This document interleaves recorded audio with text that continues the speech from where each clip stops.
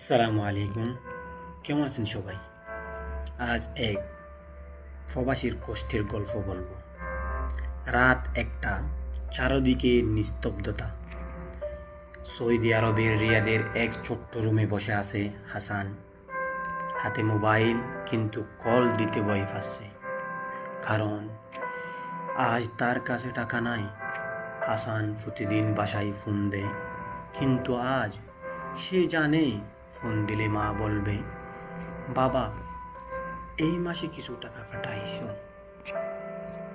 এই একটা প্রশ্ন তার বুকটা ভেঙে দেয়। শেষে সাহস করে দিল কল। মা ফোন ধরল। হ্যালো বাবা, কেমন আছো? হাসান মিথ্যা হাসি দিয়ে বলল, ভালো আছি মা।